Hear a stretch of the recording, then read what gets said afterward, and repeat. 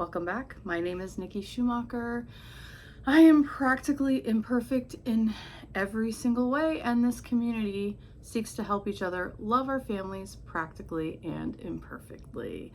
The topic on my heart today is homeschooling. A lot of people ask me my philosophy on homeschooling, and I don't know if I've shared here before, but if I had to sum it up, if I were to write a book proposal on my homeschool philosophy, it would be called Love Schooling. And maybe you think that's cheesy.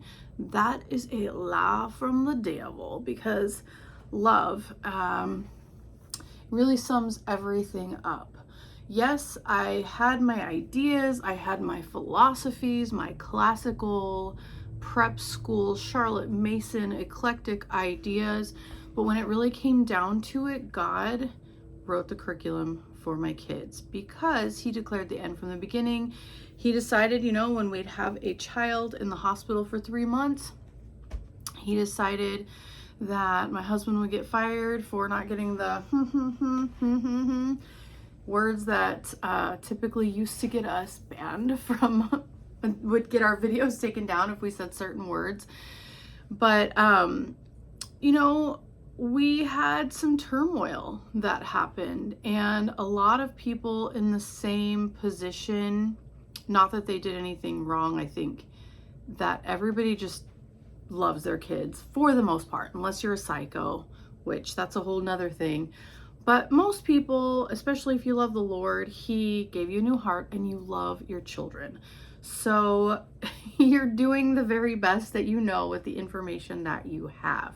And I was just blessed to have been homeschooled a little bit myself as a child, as well as some different experiences growing up with public school, that I came into homeschooling with a lot of confidence. Because not that I had confidence in myself, but I had confidence in that, you'd have to be really neglectful and just not try at all to do worse than the public school system, in all honesty. But also I have confidence in the will of God, that He loves my children even more than I do. And oh, how I have learned that. I've learned that more than I thought I would ever be able to imagine. Oh my goodness. I knew that. I thought I knew that. But then when we had a child in the hospital for 3 months, and my kids, while it was a hard time and it affected them, and I wouldn't want them to go through hard times. I wouldn't purposefully put them through hard times. How God came alongside me and just provided for the educational needs of my children.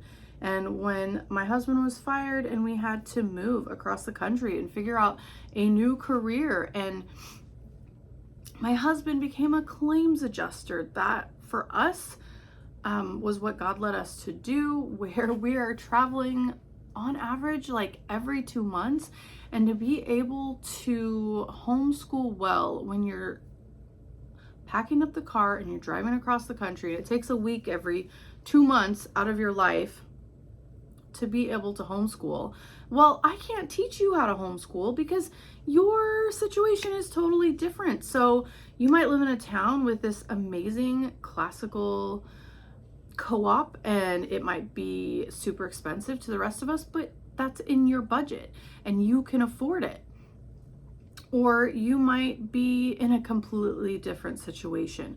So while I can detail to you the exact methods that we use, you have to have the common sense to translate that into your own life. And the way to do that is through loving your children. Do nothing from selfishness or empty conceit, but with humility of mind, let each of us regard one another as more important than ourselves. That is really, as a mother, as a human, as a wife, as a sister in Christ, as a daughter, what we all have to do daily is to love others and put them before ourselves. in this toxic empathy world where we just want to love ourselves, self-love, take a bath for 5 hours every day. That is what we have to do. If we love our children, if we get up every day and we love them, well, we're going to do our best to make decisions that benefit their education the best every single day. In your situation, you know, if you don't have a crazy hospital thing, your situation is going to look one way. If you have to move across the country, or you have a very stable home life where you're just in the same town from kindergarten through 12th grade, you're gonna forgive me, I've got a hair. Things are going to look different for you, but everything is balanced with love. Faith, hope, and love, and the greatest of these is love. If you love your children, are you going to let them see a mom that lays around all the time, or are you going to let them see a mom that gets up and exercises? So yes, if you love others, you are going to steward your body because you know they learn by example. And so there's going to be this balance of, you know, there are the moms who have this, I don't know if you'd call it codependency, where they're the martyr and they do so much for their family that they never bathe, they never have their hair done, they're unkempt, they're sloppy, they don't exercise, they never do anything that fills their cup. If they like to play piano or write or paint or crochet or any of the other things that fill them up and make them a whole person, they don't do it because they're putting their family first.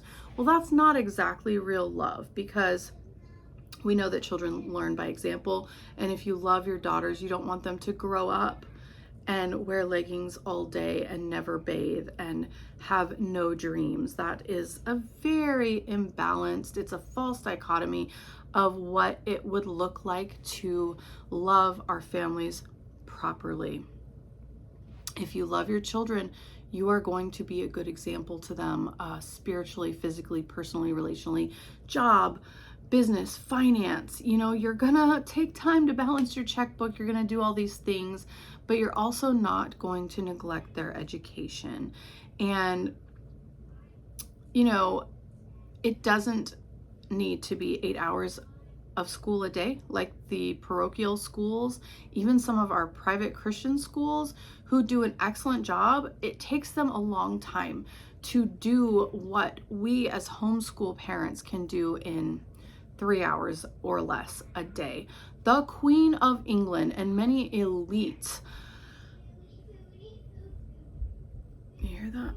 Many elites, we'll just take the Queen of England, for example, rest in peace. She was educated for 3 hours a day. Formal education, no more than 3 hours a day. And when she was little, it was 1.5 hours a day. And her parents really wanted her to play and have a happy childhood. And her education was tailored for what she needed to do. And then when she was older and she was like, oh, I actually do want to learn the higher maths, she just did. She just did. Now, my children, they need a bit more math than the Queen of England needed, because my children do not have a staff and bankers and treasurers working for them. They are not going to be the Queen of England, literally. That is not a dream that's ever going to come true for them. I mean, maybe they could marry one of the princesses close to their age. I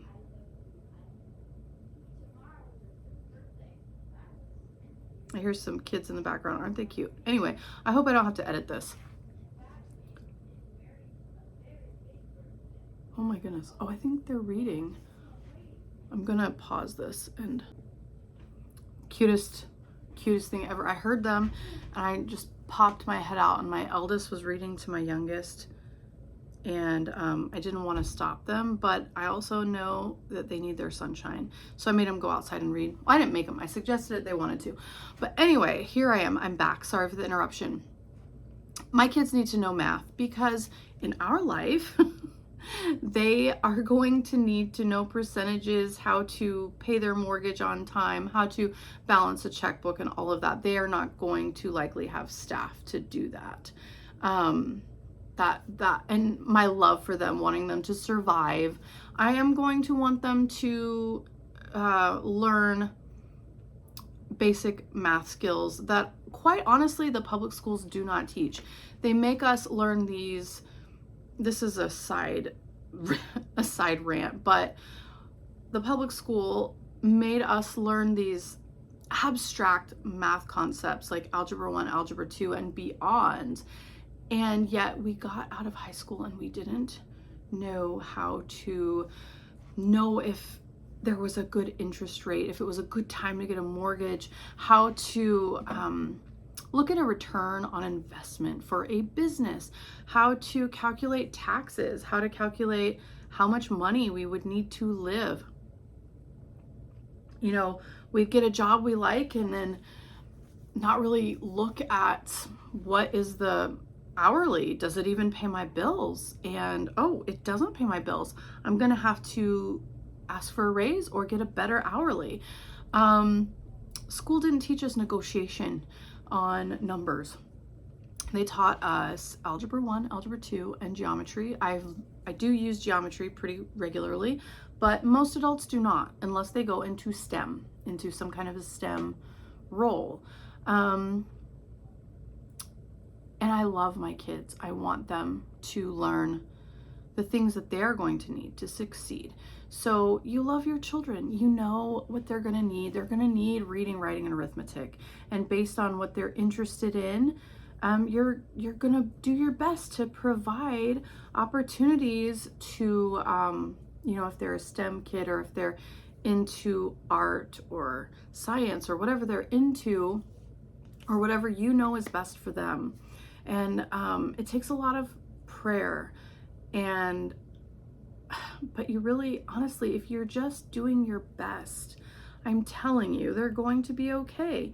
Now, if you're not doing your best, you do need to go to the Lord with that and repent and say, God, I'm not stewarding my time well. I've been neglecting my children's education. And all of us as humans, we have to go to the Lord with our selfish desires and if we're being lazy about anything. But I'm telling you, even with a good amount, oh, I gotta check to see if somebody's here.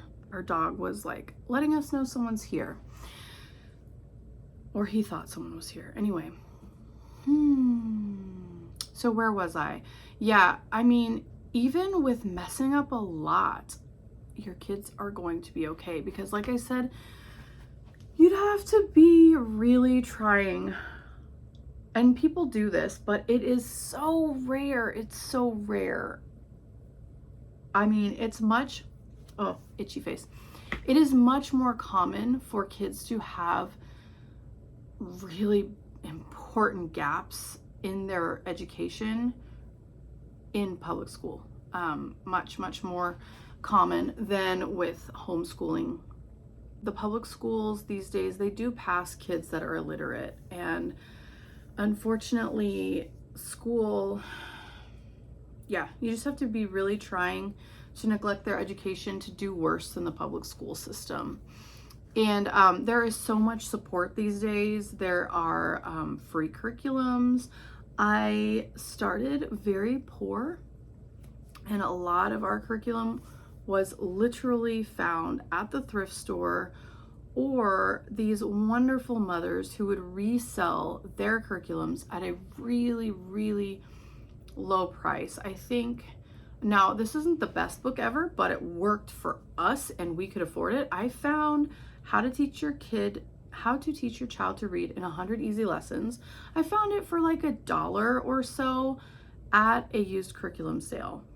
And that's what we had. I also found the McGuffey primers. These aren't for everybody. The McGuffey primer and the McGuffey readers. I always mispronounce primer, but it is primer. Anyway, I found those McGuffey readers at a bookstore that was going out of business, and I found them at a fraction of the cost. And I pulled a lot of lessons out of there. That's just what we could afford. I found things at thrift stores, and guess what? When I needed more, God provided more. You know, He provided more. There's the library. There's so much really high quality, affordable stuff online now.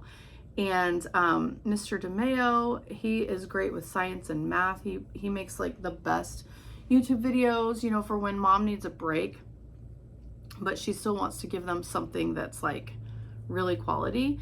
And I never thought I would do this, but really I got pulled into just such a quality curriculum online that is so affordable that I thank God for it. And I'm really proud of my friends Britton and Janine, who created the curriculum. They went to the same college as me, but the curriculum is called Blue Manor Academy. It's an elite prep school online. It's Christian with a little bit of classical is what they call it, because a lot of classical schools are very much classical, and like Jesus is sprinkled in a little bit. This takes it and turns that on its head. It's quality education. It's that philosophy that I told you, like the elites educate their children based on what they really need to succeed. And a lot of the normal people don't know this, because I think many elites really want us to stay peasants, don't they?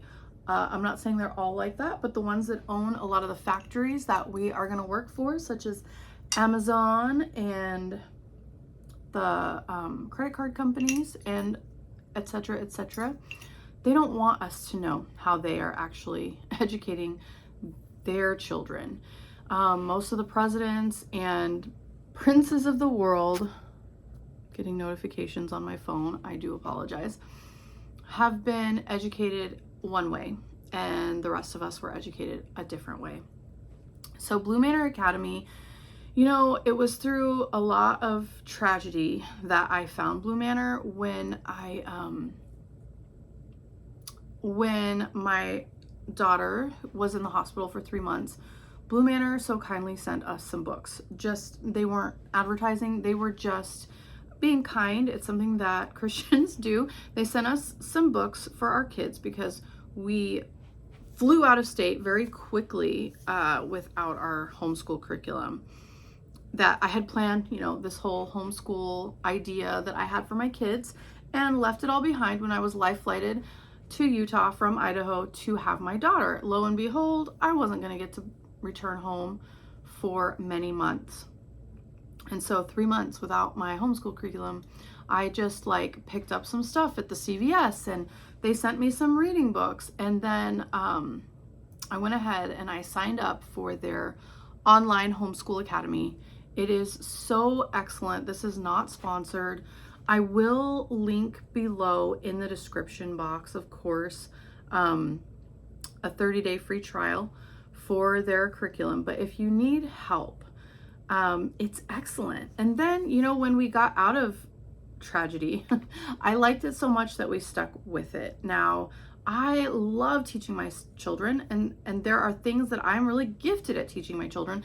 And so I'm going to continue with those subjects. But Blue Manor Academy is so excellent that I have continued to use it for a lot of things. The thing that my kids love the most is really the classes and the clubs that they take on Zoom. And my children have really developed in their art. There's an art academy or an art club in there that is excellent. It's excellent. That's the word that just keeps coming to mind, is excellence. So you can check that out, 30-day free trial if you want to. But that's not really the point of my video. This is not sponsored. I do have an affiliate link, full disclosure, but I don't think I've ever sold one. I don't know if I have. If you hear kids in the background, that is just my life, and this is their house. We live in a kind of a small house by American standards, so yeah, you can hear my kids. So that is my recommendation, is to just love your children, and you're gonna know what subjects they need. For my kids, I can tell you what they are, but it's gonna be different for you. For my kids, I want them to read at a high level. If you can read well, you can write well. I want them to read and write very well and to communicate well. I want them to have math skills that weren't taught in public school, things that benefited to me and I didn't get to learn until I was an adult, about how to succeed financially, if at all possible. Those are important. Art is very important. In our family, music is a high calling for Christians to sing skillfully unto the Lord and play instruments of praise. And my kids aren't really into music, but to me, it's a Christian value, and I play instruments, my husband plays instruments, and we sing. We've been professional musicians before. So what a waste if we have that skill and we don't at least make our kids try. And the logic and the math that comes along with learning music is so important, and the joy that we get stimulating the vagus nerve. But see, I'm telling you all these exact things that our family does, but it's for our family.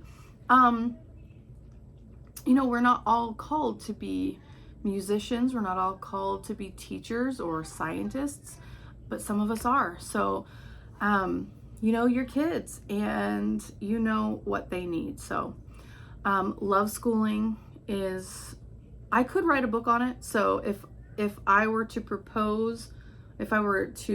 query a literary agent, my book proposal on homeschooling would be called Love Schooling. And I could go on and on about this topic. So I hope this helps some of you who might have questions or fears about if you would have the patience to homeschool your kids. Well, I would not have the patience to get up at the crack of dawn and wait an hour in the line for school drop off, or to put my kids at the bus stop and ride a bus for 2 hours a day. An hour to and an hour from school is what we did. We rode a bus for 2 hours of our day. Seems like a waste of childhood. I wouldn't have the patience for that. But just parenting our children, you do not have to educate your kids alone. You can if you want to, but I look at myself as more of a facilitator. And I do teach some subjects, of course, music. I teach my littles to read, but Blue Manor Academy, and then we attend some homeschool co-ops for field trips and things, and we travel and go to museums, and so 3 hours a day for the older kids, an hour and a half a day for the little kids, less for the really little kids. They just play all day and maybe have like a 20-minute let's practice our letters. It's really not that much time. And guess what? They are not behind in anything that the public school kids are doing. In fact, quite the opposite, barring mental health, some learning disabilities that some kids might have. And public school kids are usually underserved for learning disabilities as well. No one loves them the way mom and dad do. So I hope that helps. I hope can you hear all that? When God saw humans in the garden, he said that they were very good. So do you hear this? I'm sorry, but in context, I hope you know that you are good. You are precious, grace, and peace.